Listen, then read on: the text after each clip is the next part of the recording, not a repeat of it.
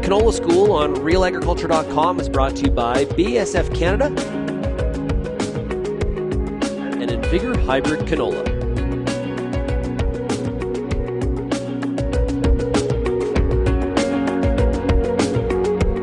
I'm Amber Bell, and this is Real Agriculture, here today for an episode of Canola School with Keith Gabert of Alberta Canola. We're going to be talking the top 5 disease questions that you get. All right. So we're here today at the Alberta Canola engagement meetings in Stony Plain, and it's been great, and you did a presentation on disease. So what are some of these 5 questions? Right. So it's I won't say it's an easy thing to answer, but it typically revolves around what a grower's forgotten, or just simply what they haven't managed or worried about in the past. In terms of if I had to pick one single disease that I'd like growers to focus on, I would pick blackleg.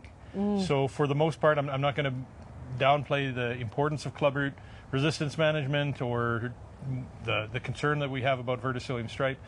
But blackleg, for 2 or 3 decades, we used the same genetics to manage a single major gene. Growers didn't have to look for it. They didn't have an issue with the disease. They had nice, clean, white tissue in their stems, had they looked for 10 or 20 years at that point. But nature finds a way to get around that resistant genetics, and that race of blackleg that we were targeting at that point basically has disappeared in most Western Canadian fields. So now it's not recognizable by that genetics, and most of the varieties have moved away from using that single major gene. But we still have a range of blackleg packages in terms of resistant genetics, major or minor genes, qualitative or quantitative combinations, and they're different. So if you haven't looked for blackleg in your field, and particularly if you're on your frequent rotations, so I'll pick on the wheat canola rotations. If I talk to a grower that's wheat canola, I ask him about cutting stems and what sort of disease pressure he thinks he might have from blackleg, and on, I won't say 50% of the time, but often I get a blank stare when I talk about assessing blackleg. I will unilaterally recommend a blackleg seed treatment, because if in the middle of winter he's unaware of what his blackleg package is, my instinct is he probably needs better management than he's got. So there's a number of tools we can use against blackleg, but the first and foremost tool is to understand if it's there, if it's something that's robbing yield on your farm. Right. And what kind of questions do you get from growers around how to cut, how to look for it? So you get a lot of questions on growers that they're concerned about, how do I look for this? Where do I cut? Like, how is this? And those are perfectly valid and good questions, but really what you need to do is simply cut a few stems, because by the time you're on your 6th stem and you've started a little low, and I tell growers start low, so it's like start in the roots, and when you hit up to the stem, you'll start to hit into some hollow tissue, so you're fully aware, oh, I went too far. And if you do have blackleg, which would be a good way to learn this, you'll see that those cankers are on the outside of the stem. The symptoms are there. You'll be cutting the stem, and it'll get worse, and it'll get worse, and maybe it'll get better. But that's pretty typical. So it would be rare for me to not cut a stem twice. I usually start half an inch lower than I think it should be. But you're aiming for that most solid piece of tissue between the stem and the root. And while it's one of the barriers for growers to be comfortable with, 6 or 12 plants, and they'll be like, oh yeah, I know what I'm doing here. So, and I don't want to say I oversimplified the issue in the grower engagement meeting today, but the message I'm trying to get out is check your stems. You're looking for it. And if they're not white, figure out what's causing you a problem. So, rather than growers sort of, not only do they feel overwhelmed about how do I cut the stems, what am I looking for, how much do I need to know, is it a gray starburst or a black pie piece? Forget all that. Just take a look, and if it's not white, take a few samples into somebody that has a little more experience. Right. How prevalent do you think blackleg might be? And I know that's completely, Oh no, that's actually easy to answer. I won't get the numbers right, but if you look at the Western Forum on Pest Management had a meeting, and there's a disease survey that they report on across the prairies. In terms of being able to find it in the field, we're well over 80%. Like, wow. It's common. Not that it's necessarily causing an issue, but it's common across the prairies. And what are some of the other questions that you get from growers? So I always get clubroot. Like I said, I don't want to. Earlier I said I don't want to belittle clubroot. Clubroot's always a concern. The questions really differ based on which part of the province or which province has a concern. And typically the questions now are dealing with, what genetic resistance should I use now that I've already used Gen 1 and I've used a Gen 2? And those are actually hard to answer, but the industry is working on some standardized testing and we're getting a little bit better. But I would say growers don't necessarily have the information to, reliably switch between breeding programs. But within breeding programs, there is enough information to say, yes, this material is different than this material, which is different than the next material.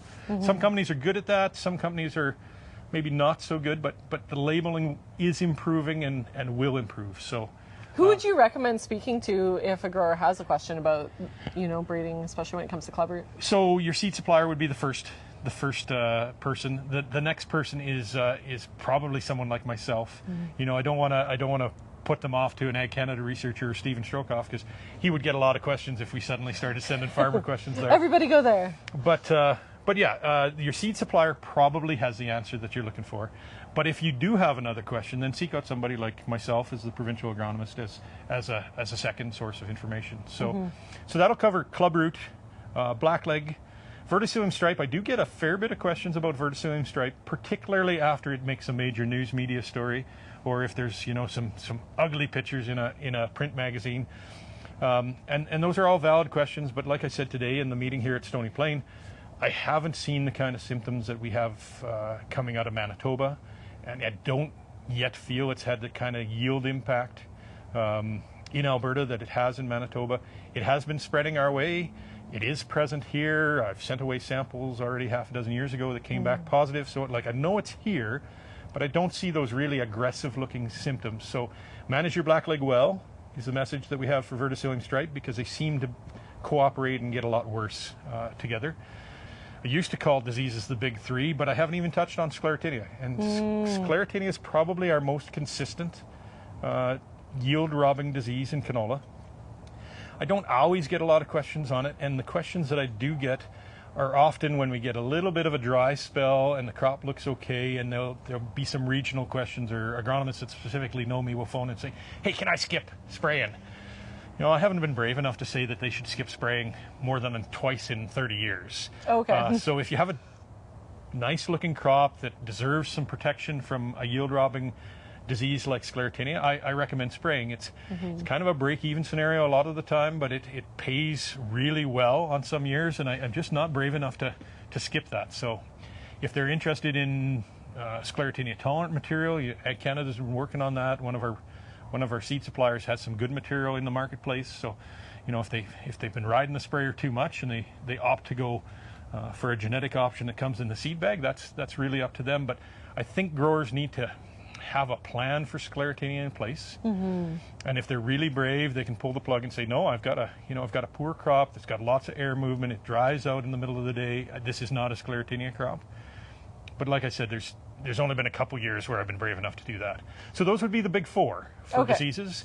But in 2025 we had probably a little less severe blackleg, what I would call Rex fields that I would get called to.